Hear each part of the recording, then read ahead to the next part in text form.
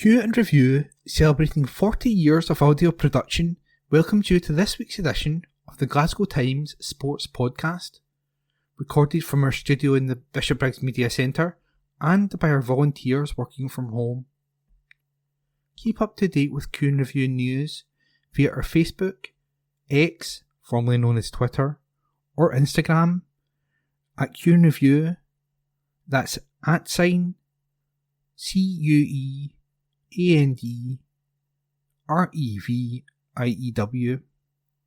or get in touch with us directly by emailing information@qandreview.com. That's INFORMATION @CUEANDREVIEW.com, or by calling us on 0141 772 3979. Please like and share our podcast and give us constructive feedback. Evening Times Sport, October 15.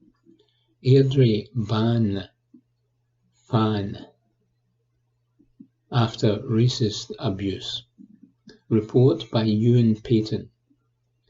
Airdrie have handed out a lifetime ban punishment after an East Kilbride player was subject to racist abuse at the weekend. Yael Baldi, a midfielder for the Lowland League club, played as Mick Kennedy's side progressed to the last 8 of the Challenge Cup after a penalty shootout win. East Kilbride made it known that the Portuguese player had been subjected to abuse. Now, Championship side Airdrie have confirmed that a lifetime ban has been dished out to the person responsible, with Police Scotland now in charge of the situation. A club statement reads, "The club are aware of an incident which took place following Saturday's match against East Kilbride. The perpetrator of the incident, in which an East Kilbride player was subjected to racial abuse, has been identified and issued with a lifetime ban. Airdrie Football Club operates a zero-tolerance policy towards racism. All information gathered and witness statements have been delivered to Police Scotland, who will now take control of this matter." An East Kilbride spokesperson said, "We are aware of an incident involving our player that occurred during Saturday's match. We are currently in dialogue with Airdrie Football Club, who have initiated an investigation into the matter. We trust that Airdrie will address the situation appropriately and thoroughly. Our thoughts remain with Yao, who was exceptional on Saturday." Report by Ewan Payton. Evening Times Sport, October 16. Celtic monitoring Kieran Tierney situation. Report by David Irwin. Celtic are reportedly monitoring Kieran Tierney's situation at Arsenal with a view to an emotional Parkhead return. The 27-year-old left-back has been out injured after sustaining a hamstring injury while on international duty with Scotland at Euro 2024. Last season, Tierney was shipped out on loan to Real Sociedad by Arsenal, with Mikel Arteta preferring Alexander Zinchenko at left-back. The Scotland international's last appearance for Arsenal came way back in June 2023, when he played 14 minutes in the Community Shield final against Manchester City. Since then, Tierney has been out of the picture at the Emirates. Now, TalkSport claim Arsenal have told the defender he is free to leave the club, and that is amid speculation over a return to Celtic. The outlet claims Celtic are monitoring Tierney's position, with a switch to Glasgow not ruled out. Tierney came through the youth system at Celtic and made his debut in April 2015 before becoming a key player for the side. The left-back would then leave the club for a record fee in the region of £25 million in August 2019. Celtic manager Brendan Rodgers has been vocal of his admiration for the defender from the time they worked together at Celtic. Quizzed on links last summer, Rodgers said, "I would never speak about Kieran other than the time that I had him here. He is an Arsenal player and that's where he's at. I think for himself, Kieran will want to play. He's not a young player anymore. He's a player who will want to play football, especially where he was with Arsenal for his first couple of years and at times captaining the club." Report by David Irvin. Evening Times Sport, October 16. England appoint Tuchel as new head coach. Report by Press Association. German Thomas Tuchel has been confirmed as England's new head coach. The former Chelsea, Paris Saint-Germain and Bayern Munich manager becomes the third non-Englishman to hold the post after Sven-Göran Eriksson and Fabio Capello. Tuchel said on englandfootball.com, "I am very proud to have been given the honour of leading the England team. I have long felt a personal connection to the game in this country, and it has given me some incredible moments already. To have the chance to represent England is a huge privilege, and the opportunity to work with this special and talented group of players is very exciting." The 51-year-old, who will be assisted by English coach Anthony Barry, will take up the role on January 1, ahead of the World Cup qualifying campaign. A Football Association statement revealed Tuchel signed a contract on October 8 before the latest round of international fixtures, but the announcement was delayed to minimise distraction around the international camp. Prior to Thursday's home defeat by Greece, interim head coach Lee Casley had widely been considered the favourite to land the job on a permanent basis. The recruitment process began following Gareth Southgate's resigning in July, with several candidates interviewed, leading to Tuchel being identified as the preferred appointment.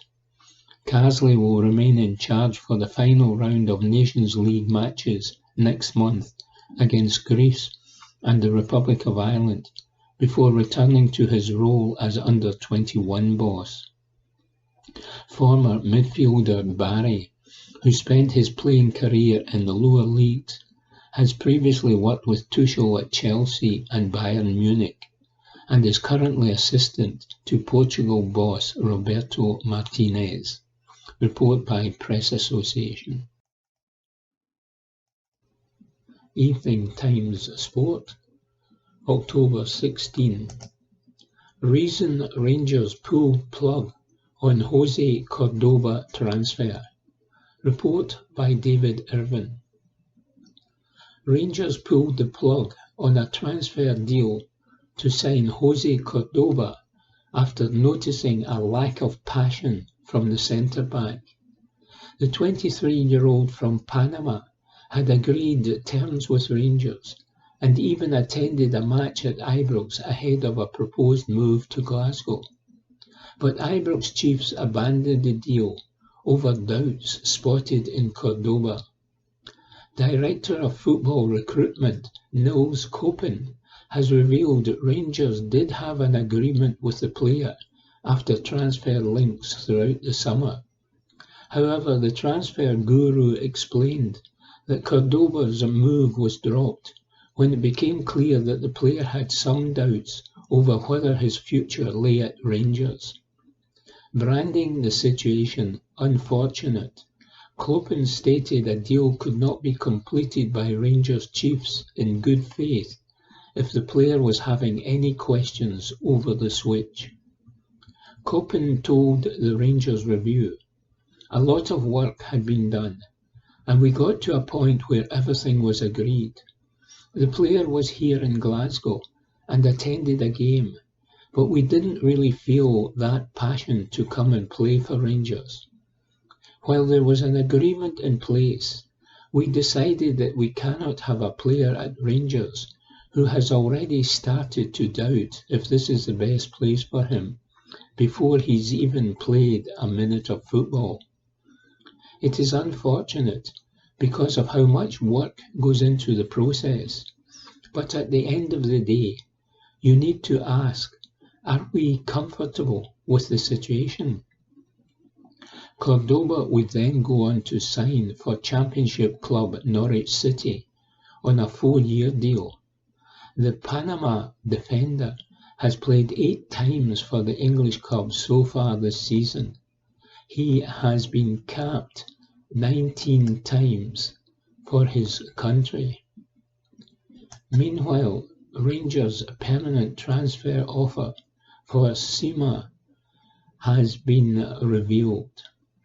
Koppen confirmed that Rangers had attempted to sign Abdallah Sima in the summer. The Ibrox Director of Football Recruitment has admitted offers were made to land the forward on a permanent deal. However, figures were deemed unrealistic, with Rangers then moving on to other targets, and the Brighton player joined Stade Brest on loan. Koppen, in his exclusive interview with the Rangers Review, confirmed a transfer pursuit did take place, with a significant fee tabled to Brighton. Discussions took place between the club and Sima's representatives, but no deal could be struck to accommodate all parties, even with fees offered higher than that for Oscar Cortes. Koppen added, "The impression was that we were not going to go back for Sima, but that's not the case. We made an effort to bring Sima back to Glasgow permanently with a good offer, a higher fee than the one we agreed for Oscar Cortes. We tried to convince the player and the agent, but the numbers were unrealistic, so we pushed back on it." Meanwhile, Koppen is confident Cortes' move to Ibrox will prove a success, despite being stinted by injury issues, and he added, "Oscar came in with a blank injury record. No injuries, no scans, everything was perfect. We're looking into it as a club. I'm still confident in the move to bring him here. We signed him on a 5-year deal and still believe in his potential over a longer period." Report by David Irwin. Evening Times Sport, October 16. Clark says Scotland draw is a collective effort. Report by Robbie Hanratty.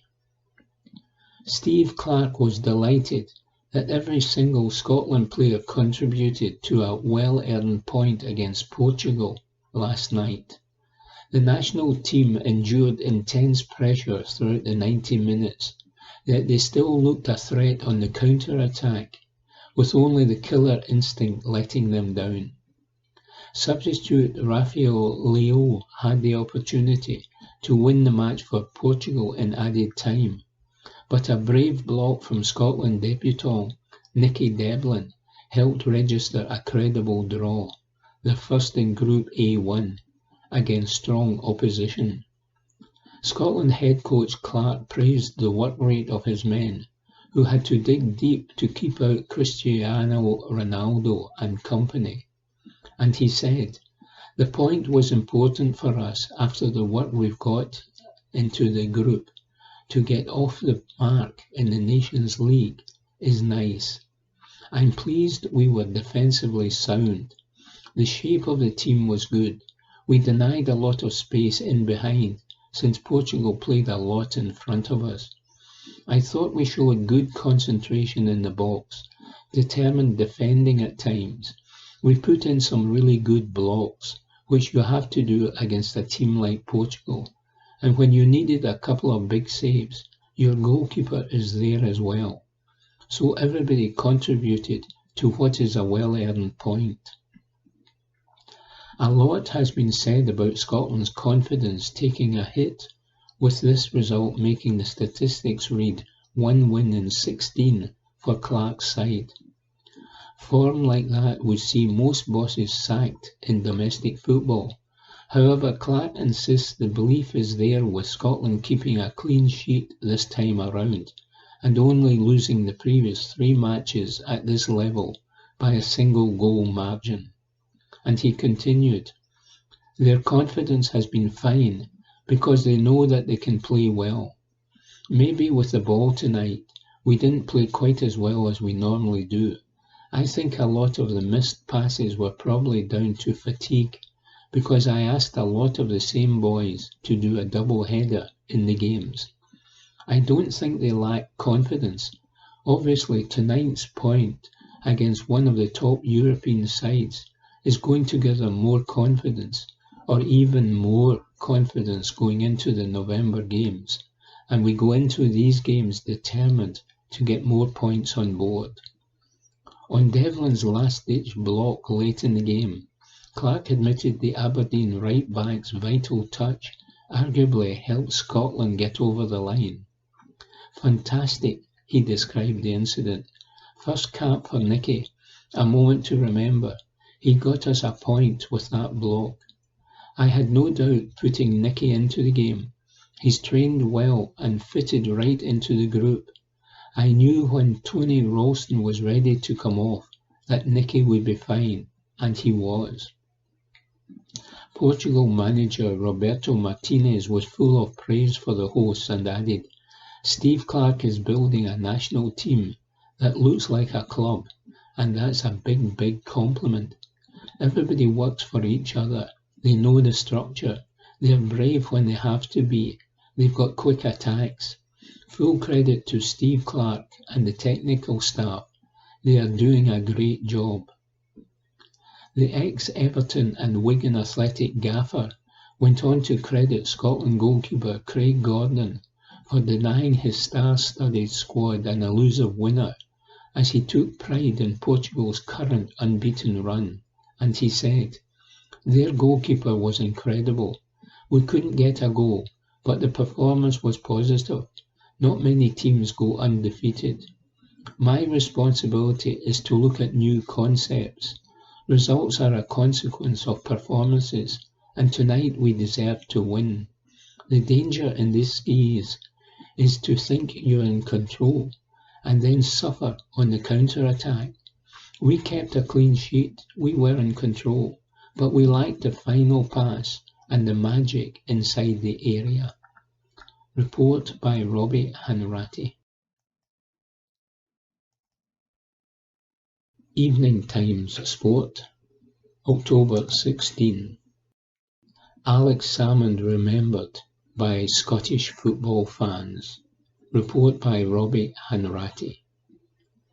The Tartan Army paid an emotional tribute to the late Alex Salmond prior to last night's UEFA Nations League clash against Portugal.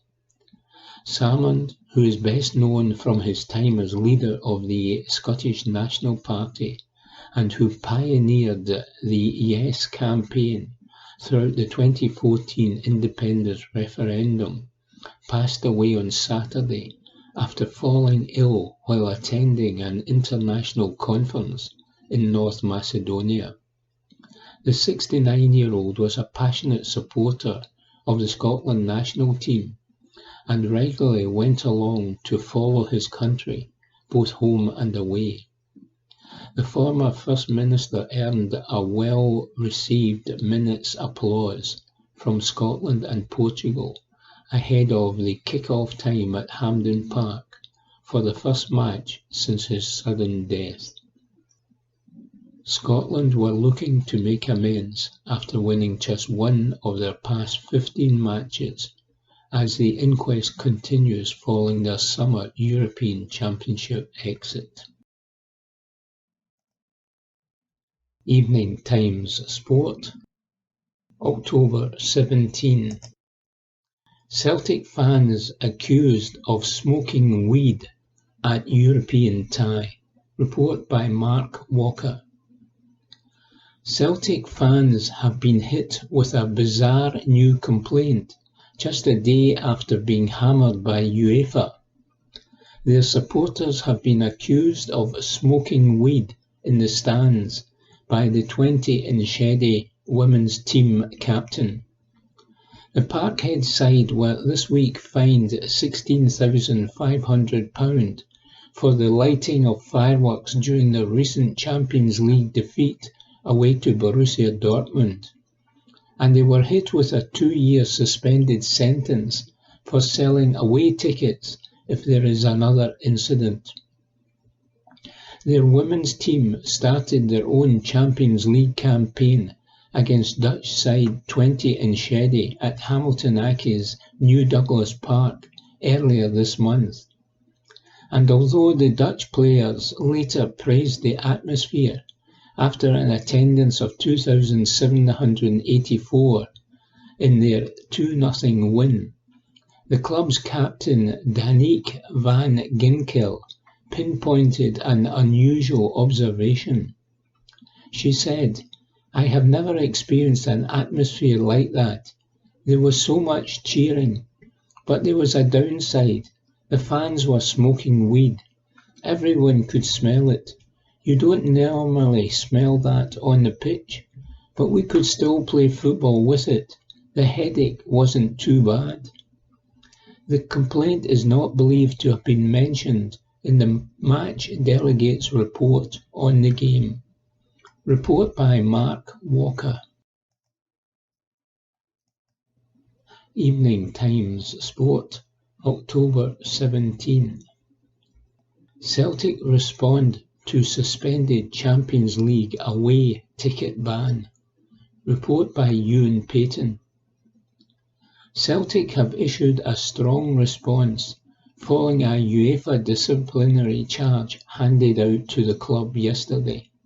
European football's governing body has given the Scottish Premiership champions an away fan ban, suspended for a period of 2 years.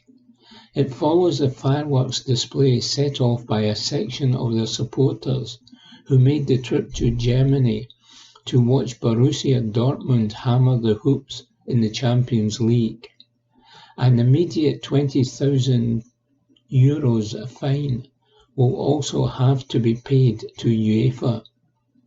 This means that any more pyro displays within the next 2 years, and there will be a ban imposed on Celtic fans travelling with their team. A club statement reads, "The club has received the decision issued by the UEFA Control, Ethics and Disciplinary Body following the match against Borussia Dortmund, in which the club has been sanctioned again for the lighting of fireworks by a small number of individuals attending the match. The decision provides that not only has the club received a fine, but also that if such behaviour is repeated at a match in the next 2 years, the club will be prevented from selling tickets to supporters for one away match in UEFA club competitions. The club has been very clear over a number of years that the use of fireworks and pyrotechnics at matches is prohibited and presents risk to supporter safety and to the club under the applicable regulations. It is hugely disappointing, therefore, that the conduct of a very small minority has led to this decision, which could potentially have such a negative and damaging impact on the team and Celtic supporters wishing to attend an away match to support the team. Report by Ewan Payton. Evening Times Sport, October 17. Billy Gilmour could start his first Serie A game. Report by Ewan Payton. The door could be open for Billy Gilmour to stake his claim as a regular starter for Napoli.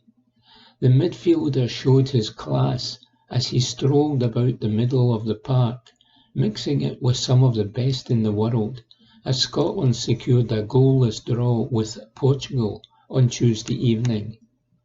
While the former Rangers, Chelsea and Brighton man is a first pick for Steve at Clark, he has yet to establish himself as a nailed-on starter for his new team in Serie A following his deadline day move to Naples. His national team compatriot, Scott McTominay, has managed to do so, with the former Manchester United player already having bagged a couple of goals for Antonio Conte's charges. Gilbert could be set to join him after an injury sustained by Stanislav Lobotka during Slovakia's 3-1 victory over Azerbaijan.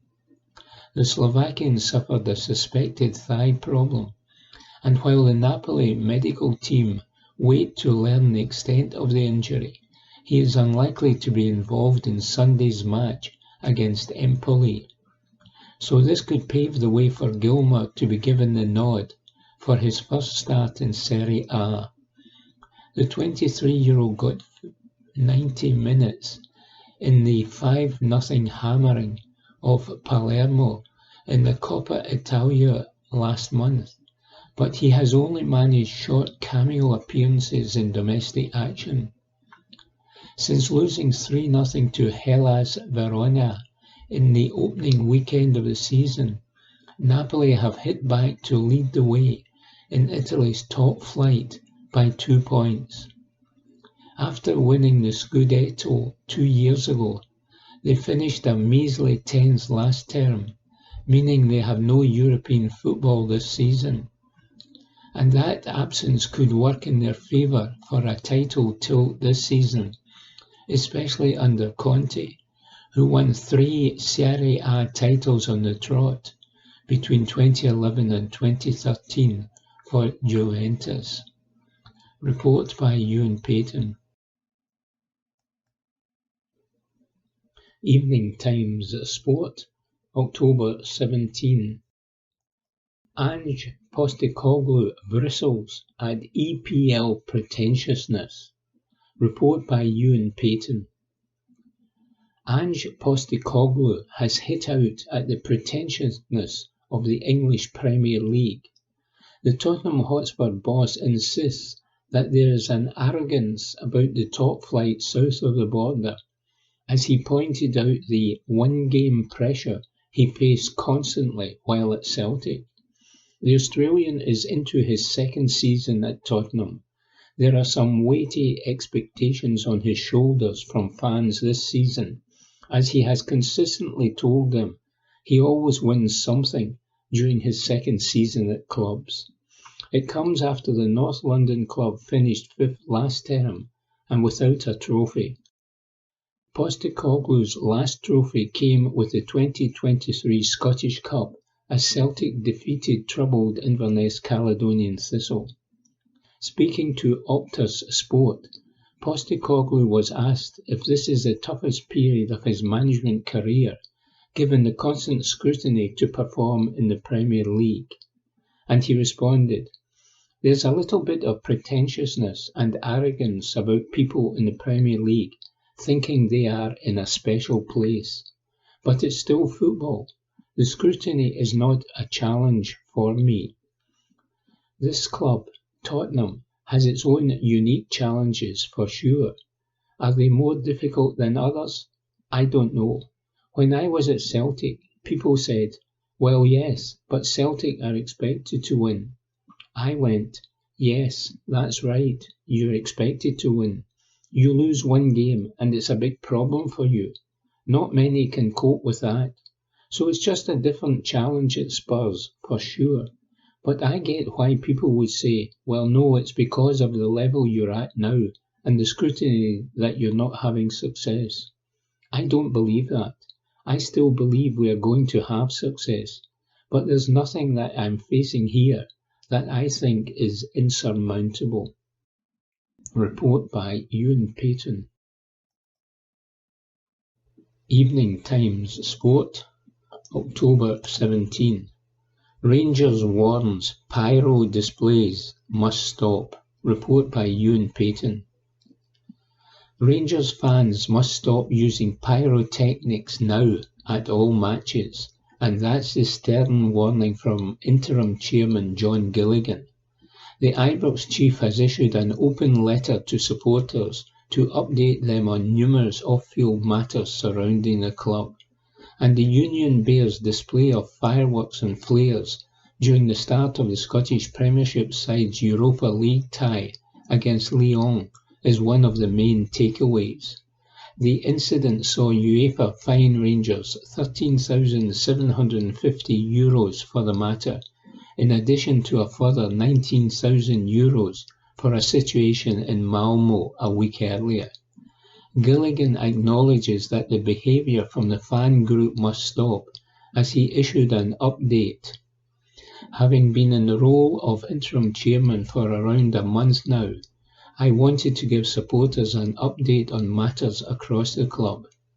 It is great to be back in our Ibrox home, where domestically we have taken maximum points and no goals conceded. Of course, there are some finishing work to be undertaken in the Copeland Road stand. We continue to thank supporters there, who have been disrupted more than most, for their ongoing patience. At its core, the Copeland project was designed to create a new, first-class facility for our disabled supporters. It has been heartening to hear their extremely positive feedback thus far on the new disabled sections, with an enormous difference to the matchday experience for the supporters now housed there. After a fantastic result in Malmo, we were all disappointed with the Europa League result against Lyon, but I was proud to see the supporters staying with Philippe and the team until the final whistle. The biggest disappointment of that evening, however, was the actions of a small minority of supporters whose use of pyrotechnics at the match has seen the club fined €13,750 by UEFA. This is in addition to a €19,000 fine for a similar incident in the match with Malmo.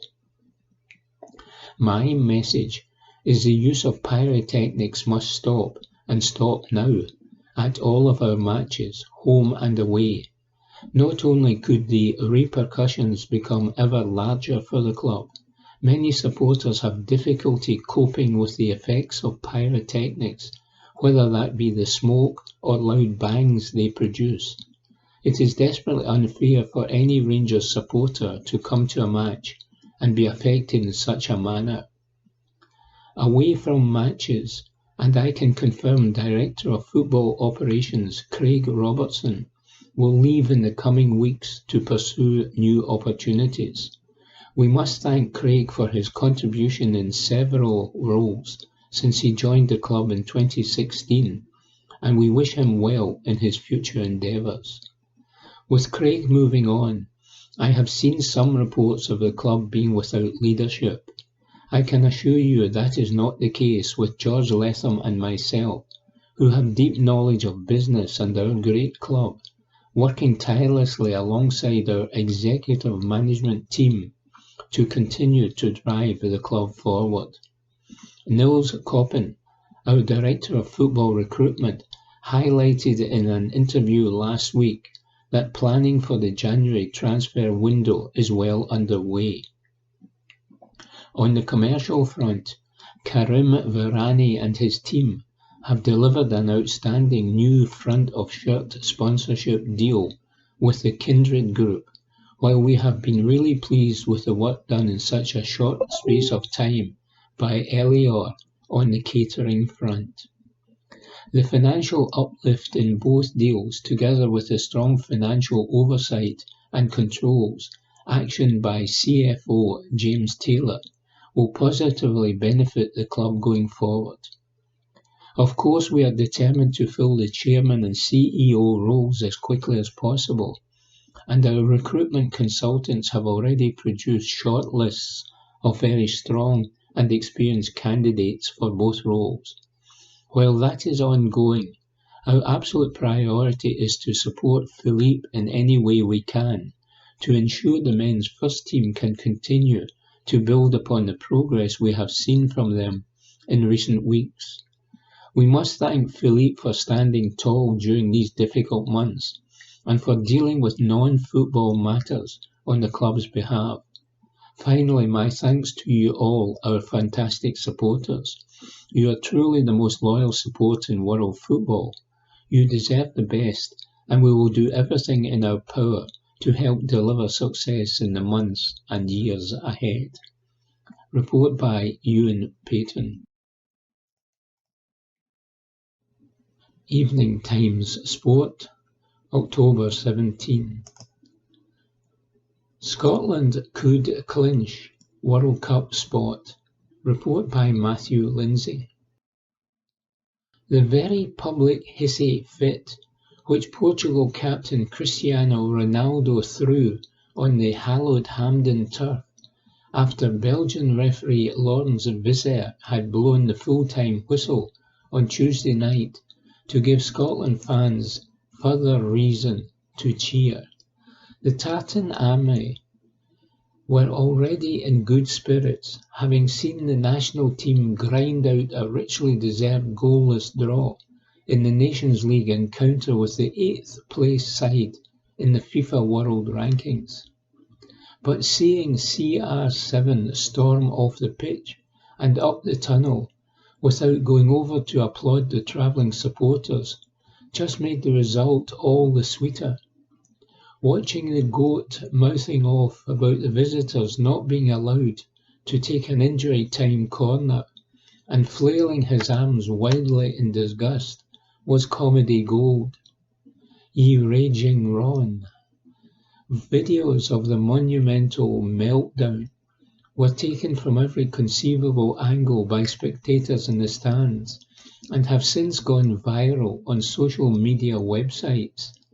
The 39-year-old, who squandered a raft of chances during the course of the 90 minutes and showed once again he is a shadow of the great player he once was, is the story even when he fails to perform, it seems.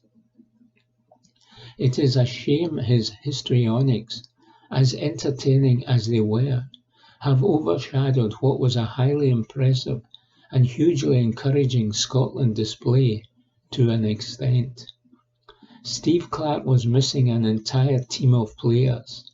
Angus Gunn, Zander Clark, Aaron Hickey, Nathan Patterson, Liam Cooper, Jack Hendry, Kieran Tierney, Scott McKenna, Greg Taylor, John McGinn, Stuart Armstrong, Lewis Ferguson, James Forrest, and Lawrence Shankland were all unavailable for the meeting with the Group A1 leaders.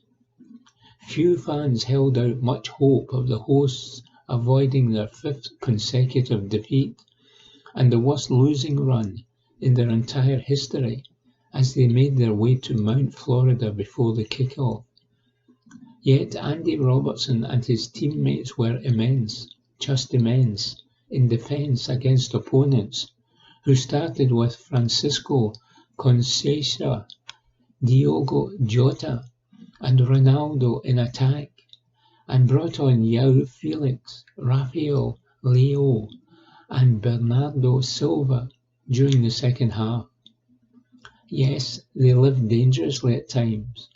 Sure, they required a couple of exceptional saves from goalkeeper Craig Gordon, and goal line blocks from John Souttar, Grant Hanley, and Nicky Devlin to remain on level terms. But it was always inevitable they would need to endure long spells of intense pressure against such illustrious foes. They deserve enormous credit for withstanding the onslaught. It would be remiss not to give Anthony Ralston a special mention. The right back is still not featuring regularly for Celtic. Indeed, he has started just once for the Scottish champions in the 24-25 campaign in the Premier Sports Cup quarter-final against second-tier Falkirk last month. but he was excellent and played his part in the clean sheet. In midfield too, Scotland's Sean, moving to Napoli in Italy back in August, has clearly been good for Billy Gilmour's game.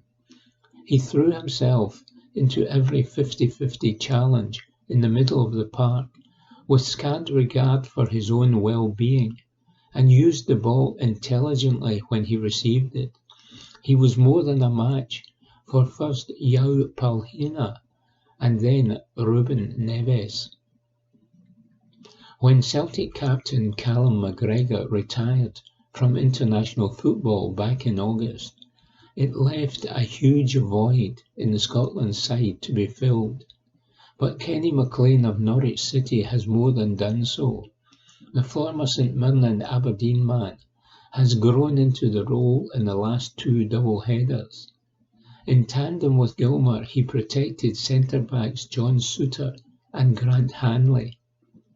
McLean will, if fit, be one of the first names down on the team sheet when Clark selects his side for the next Nations League fixture against Croatia at Hampden next month. The only disappointing aspect of the showing was that Scotland, not for the first time this year, failed to convert their chances up front. Scott McTominay, Ben Doak, Ryan Christie and Che Adams all could have done far better when they got into good positions in the final third. That lack of ruthlessness in attack remains a major problem. Still, it would be more of a concern if Clark's men were failing to create any opportunities in attack.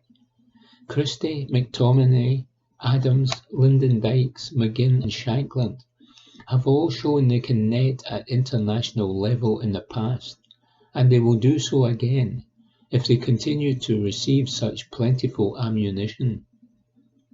As the game against Portugal neared its conclusion on Tuesday night, not least when Roberto Martinez pitched Leo, Neves and Silva into the fray with half an hour of regulation time remaining, you feared that Scotland's lack of strength and depth may cost them. It seemed unlikely the hosts could continue to perform with such intensity until the death, and entirely possible their stubborn resistance would be worn down. But Clark threw on Ryan Gauld, Lewis Morgan, Dykes and Nicky Devlin, and the substitutes did their best to secure the point. Gauld and Morgan have, despite taking some time to break through into the senior setup, become invaluable members of the national squad. Devlin, who slid in bravely and put a Leo shot out for a corner in injury time, looks as though he has much to offer his country going forward. It was a night which consigned the wretched failure to qualify for the Euro 2024 knockout rounds in Germany back in June in the past. A game which saw a return to something approaching the standards set in qualifying for that competition. An outing which gave fans hope ahead of the start of the World Cup qualifying campaign next year. Making it through to Canada, Mexico and the United States will be tough. Clark needs to get a few bodies back by the time March rolls around. There remains significant room for improvement, not least in front of goal. But, as we witnessed at Hampden on Tuesday night, this Scotland side is often at its very best when it is up against it. Gordon has never featured in a major tournament before. Can the 41-year-old, who was equal to a Bruno Fernandes attempt at the death, do a Roger Milla and go to the World Cup in 2026? It would be foolish to write off the veteran Hearts goalkeeper's prospects of being there. He has as much chance as Ronaldo on the evidence of the Portugal draw, says Matthew Lindsay. Evening Times Sport. October 18. Celtic ladies fall to 4-0 defeat from Real Madrid in Women's Champions League. Report by Alison McConnell. Celtic's 4-0 defeat against Real Madrid last night flattered the Spaniards, according to manager Elena Sadiku. Despite the loss, she maintained that the performance was to be applauded from Celtic and the manner in which they competed until the latter stages of the game. Caroline Weir set an immediate tone with a sumptuous 7th-minute opener, a goal that came via her left foot as she spied the gap from 25 yards and flashed a rocket of a shot into the top corner.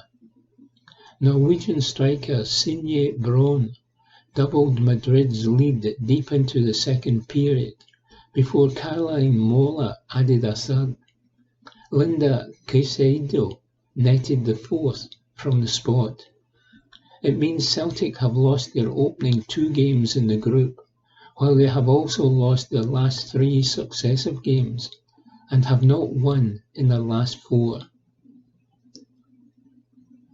Sadiku said, "I think coming into this game, we have highlighted we need to show the braveness we know we have in possession and being confident, and I think you saw that.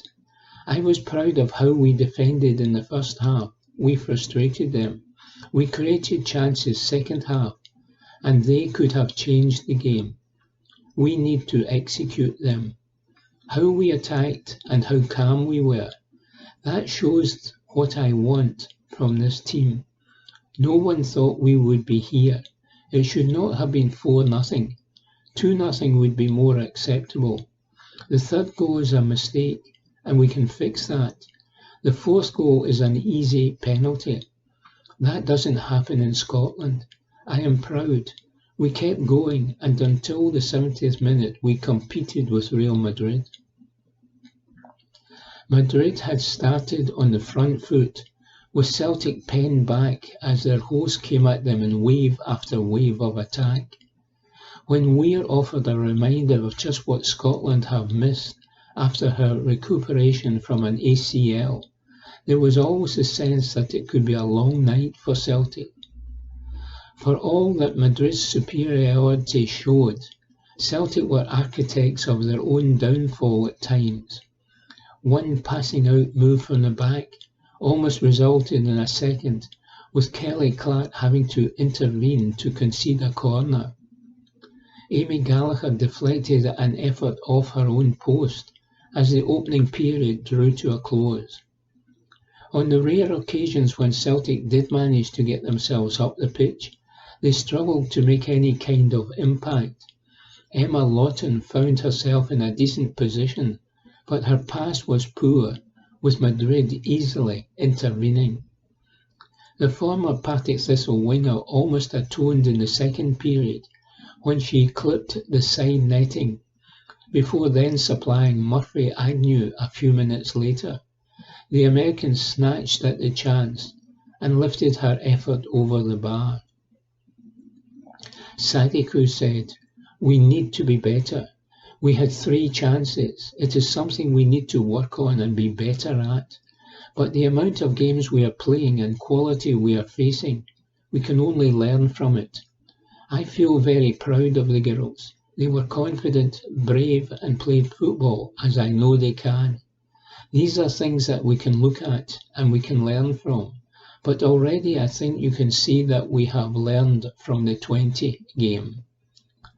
As Celtic tried to continue to contain Madrid, the hosts always carried menace. They doubled their lead midway through the second period after pulling Celtic apart with their passing.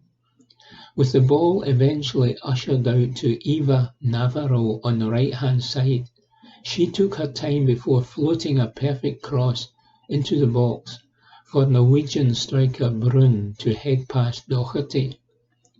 From there, Madrid simply turned the screw with a quick-fire third and fourth. Bruna gifted Madrid possession on the back of a tired pass, with Mola simply lifting it into the back of the net.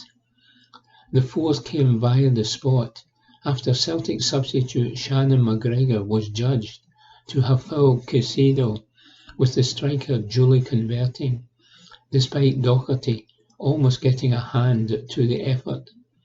Celtic will feel that there were moments when they competed within the game, but 4-0 ought to serve as a reminder of just how ruthless the Champions League environment is. Report by Alison McConnell. Evening Times Sport, October 18. Former Celtic star finds a new club in 7th tier. Report by Lana Mackay. Former Celtic striker Gary Hooper has joined a new club in the 7th tier of English football. The 36-year-old has signed for Kettering Town, who compete in England's Southern League Premier Division Central. Hooper enjoyed a prolific spell at Parkhead, scoring 82 goals in 138 appearances and helping the club to 2 league titles and 2 Scottish Cups. He was signed by Neil Lennon in 2010 from Scunthorpe United for a fee of £2.4 million. The forward secured a move to Norwich City in 2013 for a fee believed to be around £5 million, before going on to play in various different leagues and countries, including Sheffield Wednesday, Indian club Kerala Blasters, Wellington Phoenix in New Zealand, Gulf United in the UAE, and Omonia Nicosia in Cyprus, where he was reunited with former boss Neil Lennon. Most recently, Hooper had a spell at Barnet in the England National League before becoming a free agent in the summer.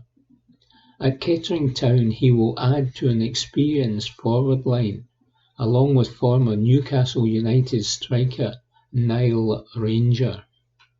Report by Lana Mackay. Evening Times Sport, October 18. Katie Archibald says Team Pursuit Gold very special after injuries. Katie Archibald struck gold on her return from serious leg injuries as Great Britain successfully defended the women's team pursuit title at the Cycling World Championships in Denmark. Archibald's hopes of more Olympic success in Paris were dashed as she suffered a fractured tibia and fibula, dislocated ankle and ligament damage in a freak accident when stumbling over a step in her garden in June. The 30-year-old Scot was alongside Josie Knight, Anna Morris and Meg Barker, who joined the line-up for the final in place of Jess Roberts, as Team GB stormed to a victory in Ballerup, reeling in Germany to secure another title. Archibald afterwards said to BBC Sport, "It's not about once being back. It is a deep breath. It is feeling where you are meant to be, and a team you are meant to be part of. And what a treat to be part of the squad. It is very special." It was a second gold of the championships for Great Britain, following the women's success in the team sprint on Wednesday for Olympic champions Sophie Capewell, Emma Finucane and Katie Marchant. However, the men's team pursuit squad had to settle for silver after slipping to a narrow defeat by host Denmark. Ethan Hayter, Josh Charlton, Charlie Tanfield and Ollie Wood had been in front at 1,000 metres. Denmark, though, gained ground over the closing stages to take the lead when the teams dropped a rider and went on to claim gold, delighting a raucous home crowd. Said Tanfield, "We gave it everything in the final, and we just lost out a little bit at the finish, but I think we got the most out of ourselves, and that's just how it is." Elsewhere, Harry Ledingham Horden placed 4th in the men's Crayron, while Noah Hobbs was 6th in the scratch race, both men making their World Championship debuts. Sophie Lewis suffered an early exit from the elimination race, finishing 15th overall. In qualification for the women's sprint, reigning world champion Finucane and Capewell both progressed to the semi-finals, but Marchant was edged out by Hetty van der Wouw of the Netherlands. Report by Press Association.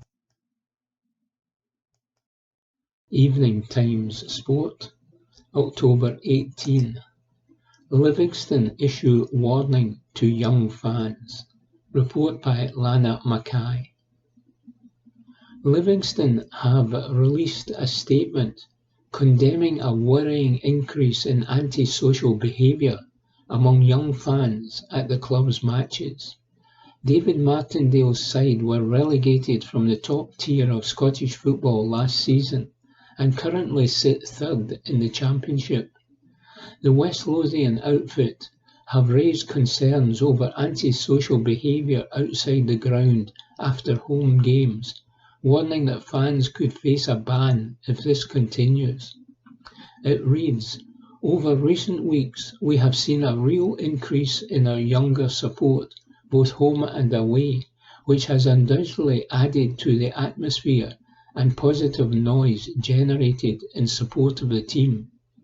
There has been a real noticeable lift in that support, particularly to the north end of the main stand at home games, and at recent away matches at Partick Thistle and Falkirk. The travelling numbers have been brilliant, with lots of young faces in amongst that. The coaching staff, players, and all at the club have been grateful for that increased support, and it's been great to hear that added noise. We had well-documented issues in the opening home game or two with pyrotechnics, but following discussions with some in the group and a call across club channels for that to be calmed down, we appreciate the fact that's been taken on board, and the in-ground behaviour has been much better since. However, there seems to have now been a shift to what can only be described as antisocial behaviour outside the ground after games, and it is something that needs to be stopped. We want the home of the Set Fair Arena to be somewhere that supporters of both teams can come to, enjoy the game, and feel safe. At no point should anyone be feeling threatened or uncomfortable due to the actions of others. We are well aware that these issues are something that appear to be creeping in around the country, not just at our games, but our interest is here, and it's not something we wish to see continue. This behaviour costs the club money, as we now need to increase stewarding numbers to prevent these issues, which comes at a cost, something we really don't want for a number of reasons. We also do not want to have a police presence having to stand over supporters in the ground. This does not have a good look for anyone involved, and we are sure Police Scotland would rather have those resources used elsewhere. We ask those involved in these post-match interactions to stop and remind yourselves that as supporters of our club, you also become ambassadors for our reputation, and your behaviour should be in the same manner that you would like to be greeted at other clubs. We really do not want to have to start banning our own young supporters from attending games, or bringing in blanket rules across the board, which will impact others who do come to the football and behave in a respectable manner. So we ask you not to force our hand on this and simply come to the game. Continue your brilliant support inside the ground and work with us to help cheer the team on to what we hope to be a successful and memorable season. Report by Lara Mackay. Evening Times Sport, October 18. Scotland's cycling infrastructure to receive £500,000 worth of investment. Report by Mark McDougall. Scotland's cycling infrastructure is to receive a financial boost with 4 projects to benefit from investment worth just short of £500,000.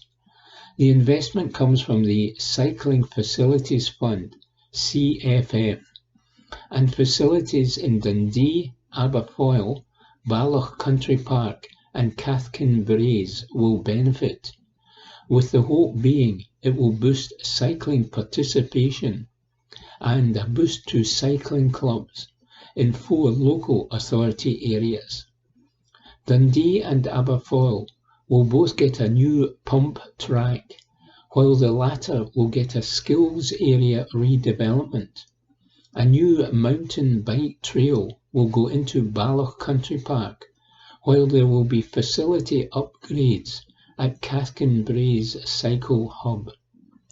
The news comes just over a year since Scotland hosted the 2023 UCI Cycling World Championships, with the £8 million Cycling Facilities Fund established to build on the growing interest in the sport. The fund is administered by Sports Scotland and Scottish Cycling and is used to encourage people of all ages to ride bikes and enjoy the sport. Chief Executive of Sports Scotland, Forbes Dunlop, said, "The investment provided by the Scottish Government and the National Lottery to deliver the Cycling Facilities Fund has allowed us to harness the interest in cycling generated by the 2023 UCI Cycling World Championships and deliver a lasting benefit for the nation and the sport. By working with Scottish Cycling to shape the fund, we have been able to increase the opportunities for people to get involved in cycling right across the country. It is hugely encouraging to see the number of groups who have grasped this opportunity to improve the lives of their local communities by investing in cycling facilities. From beginners pump tracks to circuits and trails capable of hosting national competitions, it really has changed the cycling infrastructure in Scotland. The fund is used to deliver the policy objectives from hosting the historic event when 13 existing World Championship cycling disciplines were brought together in one event for the first time.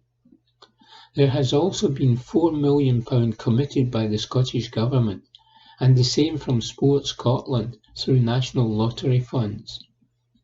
The latest project will share a total of £480,722, taking the total investment up to £954,903 for a total of 45 facilities funded through the CFF.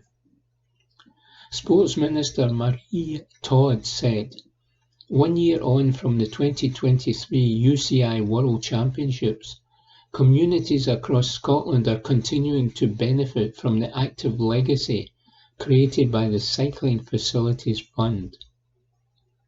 Accessible facilities are vital to ensuring more people across Scotland are given the opportunity to experience the power of the bike and enjoy the many benefits to their physical, social and mental well-being that comes with cycling.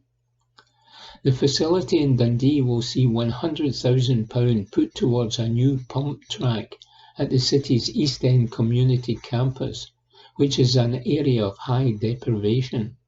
It will be free to use in the evening and at weekends, with a planned programme for school children to use it. West Dunbartonshire Council have been awarded £224,022 towards an intermediate trail which will be aimed at youth riders and families.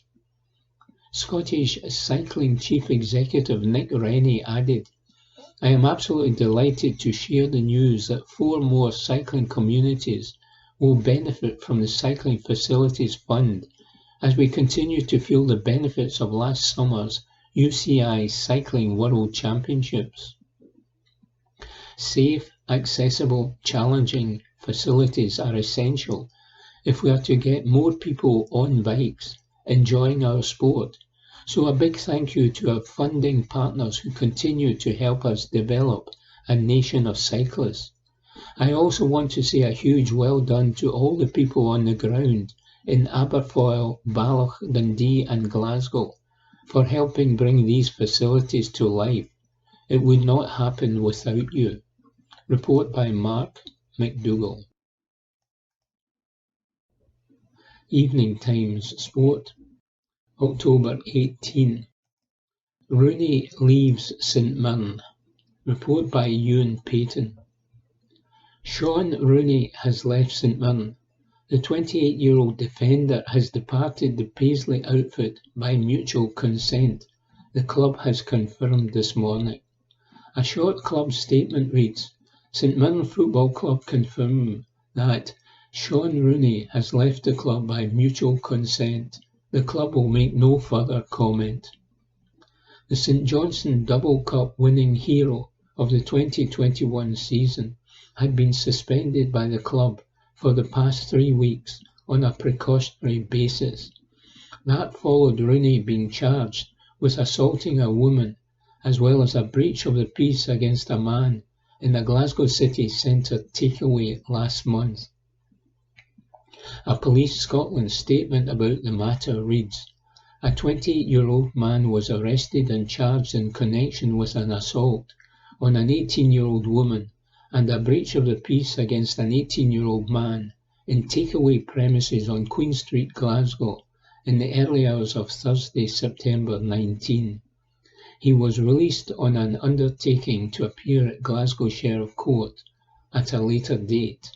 A report will be submitted to the Procurator Fiscal. Report by Ewan Payton. Evening Times Sport, October 18. Gabriel Mackay asks, should an independent regulator oversee Scottish football? The Scottish Government are not keen to be seen following the example of either the last Westminster Government or the current one. But what about when it comes to football? This week, the Herald and Evening Times has been running a series looking at the state of the game in Scotland at a time when there could be a huge shake-up in the game south of the border.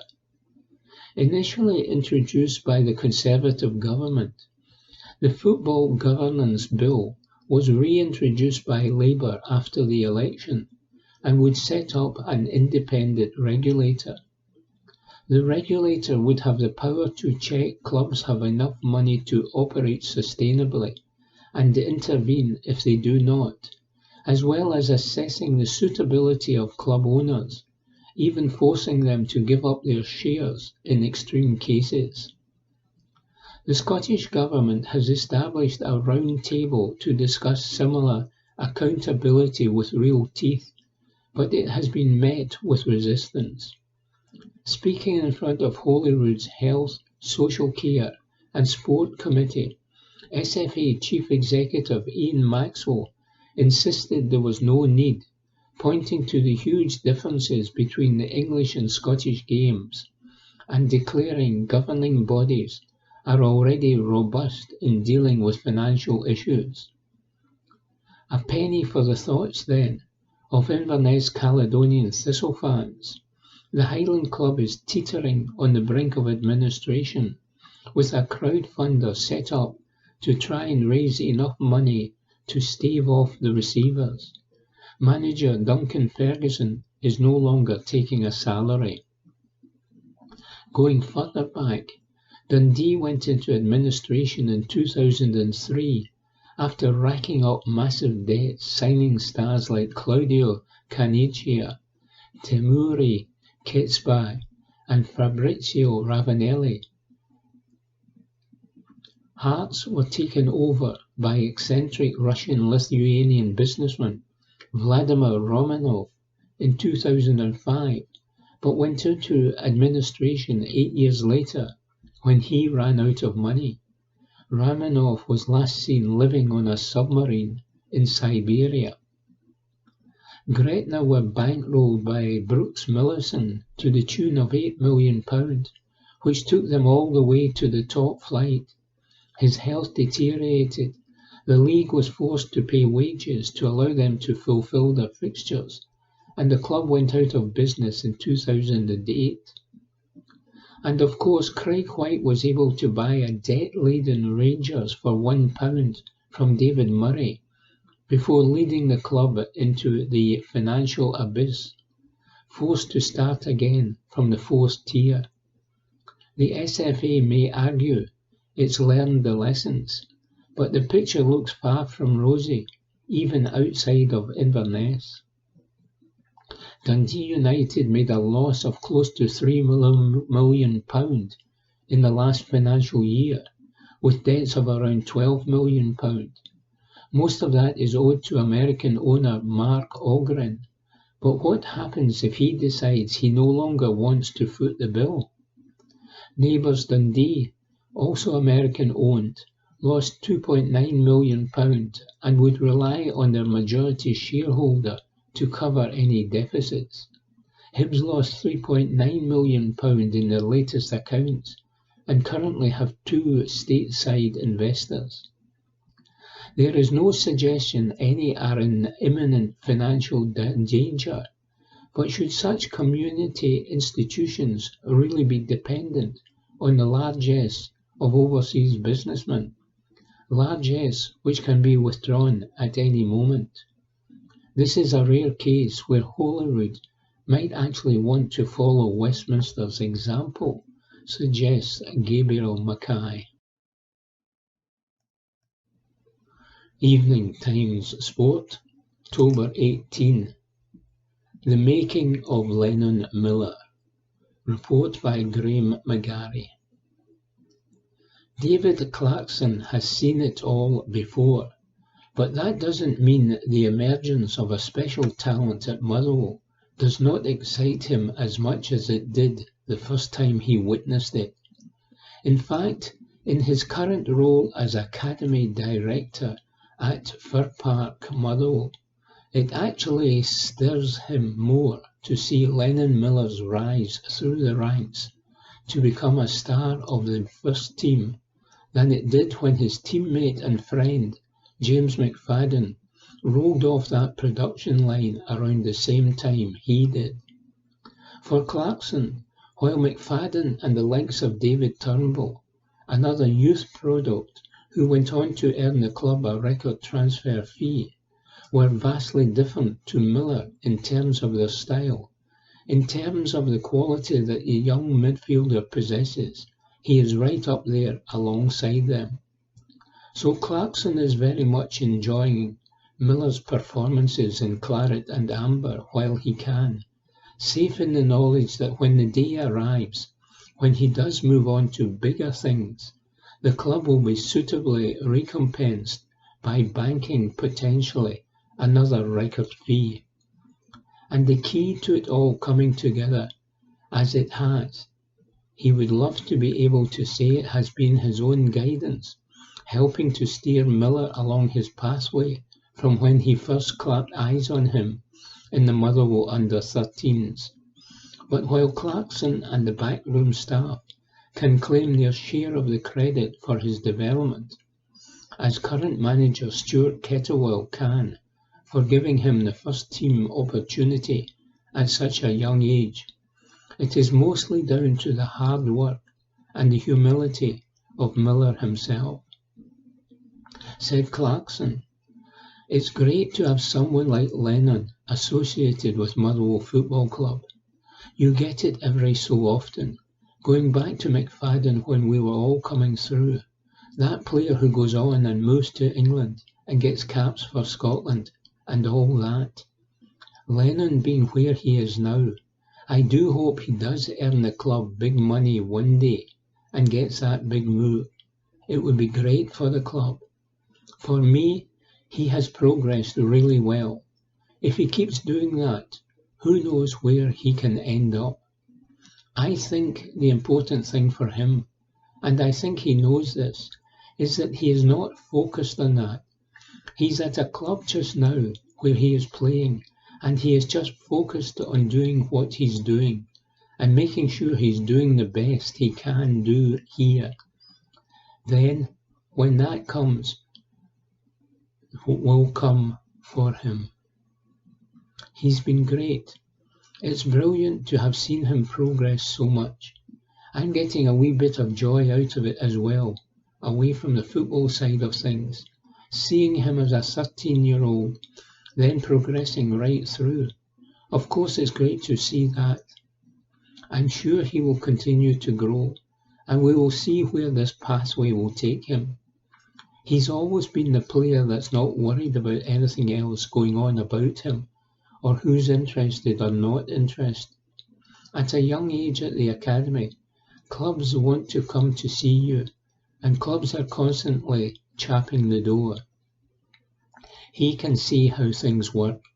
His mindset has been that he wants to be a first-team player, and he felt the best opportunity was to stay at Motherwell, and he's got his rewards from it.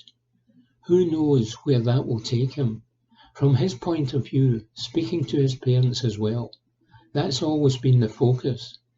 He's happy. He enjoys it here. He knew he was going to get a chance here if he kept progressing, and he's done that. Now he can build on that for whatever it may lead. Clarkson was delighted to see Miller bag a sensational goal for the Scotland under-21s against Kazakhstan during the week, but says there is no danger of his burgeoning fame or the attention he is now getting going to his head or changing him in any way from the kid he first met all these years ago. And he said, as a young player, he was so down to earth, he was so invested. He was always helping with hauling the gear, collecting the kit, and always doing the things you look for away from the football as well, which I think is a massive testament to him. He still does it now. Even at 18 playing first team, he's still chipping in with the gear. He's still involved with young boys. He's still helping out. It's just the way he is, and that's a big part of why he's doing so well so far. He's not changed. He's stayed the same. He's humble. He's got time for everybody, staff members, young kids. My wee boy comes in here sometimes. He's the first to come and say hello and speak to him. Just the way he conducts himself, in and around the club and away from the club. I think it's a testament to him and his family, how he's able to keep that level head and carry it away with everything else going on in his career. Hopefully, he will have a long and successful career ahead. At the moment, he's just focusing on playing for Motherwell, and whatever opportunities arise after that will come, and they will be fully deserved. Report by Graham McGarry. Evening Times Sport, October 21. McInnes was confident Kelly could exploit Rangers' weakness. Report by Graham McGarry. Derek McInnes says he always believed his Kilmarnock side had a late winner in them against Rangers, as he praised the mental fortitude of his men to refuse to settle for a goalless draw against the Glasgow Giants. It looked as though an impressive Killie display would yield just the single point, with the host passing up some decent opportunities throughout the 90 minutes. McInnes was always confident, though, that his players could exploit the space that the Rangers' high press leaves in behind their backline. And Marley Watkins did just that, as he finally found the finishing touch 3 minutes from the end of normal time. He said, "I thought there was still an opportunity for us to win it. You're just waiting for a moment." We tried to make substitutions that would help us keep the energy and just tried to keep playing on the shoulder. Rangers play with that high press and they give up the space behind them. We were just hoping for that one big moment. Thankfully, Marley made the 1 point that we had into 3. I think in terms of where we are, it was far more a performance than I can expect. In terms of being robust enough, hardly giving up opportunities, being really strong defensively, lads all doing their jobs well, and that responsibility and trust in carrying a threat. We play with 2 wingers, we play with 2 strikers. I think there's been a reminder to the players in the last couple of weeks that if you're playing with 2 wingers and 2 strikers, you have to engage with them. We have to make that work. I feel as though we've brought unnecessary pressure on ourselves at times by not being a bit more of us.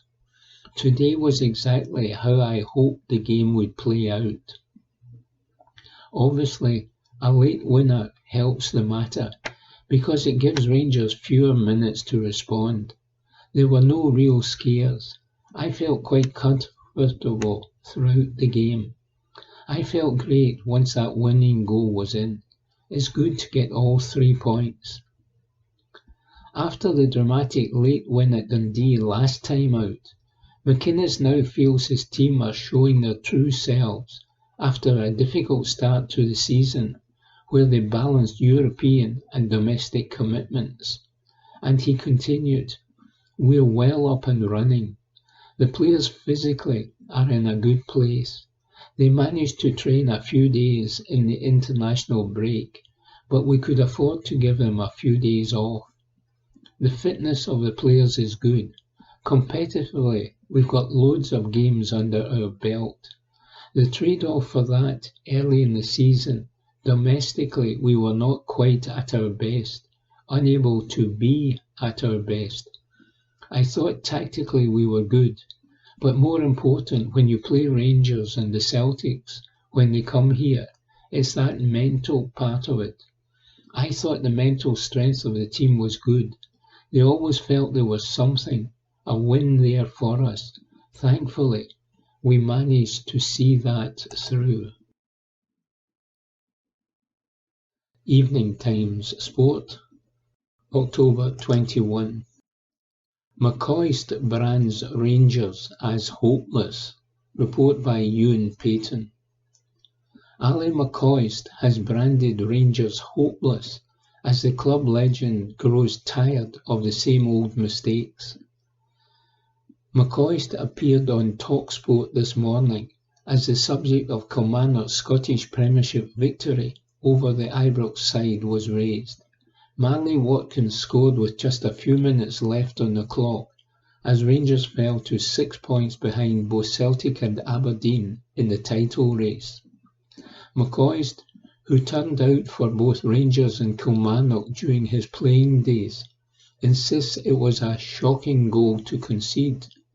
And while there are problems both on and off the park in Govan at the moment, the Rangers icon cannot see a change in manager anytime soon, with Philippe Clement under mounting pressure. "We're hopeless," he sighed. "What do you want me to say? We're not very good. We need to get a bit of stability at the top straight away." Clement said after the game things that are factually correct, but the fact of the matter is the performance levels were poor. You have got to balance it out. Kilmarnock were excellent. Derek McInnes has them well organised and difficult to beat, and they're a match for anyone. From a Rangers point of view, the chairman, John Gilligan, has come in. and is doing his very best and will continue to do that. There is a lack of stability at the top. No chief executive. The previous chief executive went to Saudi Arabia. The spine of the club is not right. The players have got to look at themselves. It was a shocking performance, a really poor performance. Don't think I'm sidestepping the issue and not giving the players stick. Poor midfield, shocking goal to lose and never created enough. On calls for the manager to go, he added, "There's a couple of things. I don't think the club are in a position to get rid of people, as I don't think they can afford it financially. He has to get better results. That's clearly the case. Where I would stick up for him, I'm not sure he's been dealt a hand with some of the players he's been left. The recruitment before him coming in has not been nearly good enough." Meanwhile, the fans themselves have been upset at the various results that Rangers have been putting in, and they let it be known as they hoisted banners at the game, making those feelings known to the Ibrox board. One of the banners read, "No chairman or CEO, no director of football operations, no clue, one scapegoat," while another said, "The mismanagement of Rangers must stop, and stop now." And there was also discussions about Rangers as they are on the BBC, as the pundits thought back over the 90 minutes as Rangers went down to Kilmarnock by 1 goal. Former Ranger Billy Dodds says that he reckons he knows who the fans are alluding to with their banners, pointing out the lack of a director of football and no CEO. The former Rangers striker said that he believes Philippe Clement is that man. And he said, "On this performance, Rangers have regressed. I have to stand by it. We talk about identity and what Kilmarnock are. I just don't see how Rangers have got better. The one thing I would say is that sometimes it's not about where they are as a club. Today was about performance, and the attitude was terrible. Philippe Clement mentioned duels. I think there's more to it. That attitude runs into the duels, but there was no point in the game where you thought Rangers were pinning them back. Off-field, it doesn't help the manager. At one point there was a banner that said there is a scapegoat. I think that scapegoat is alluding to Philippe Clement. He has been made the scapegoat and the spokesman of the club, and it should not be like that. They have to get these positions filled and get the basics right." Report by Ewan Payton. That concludes this week's edition of the Glasgow Times Sports podcast. Please remember to subscribe to our channels at Q&Review and to tell your friends about our service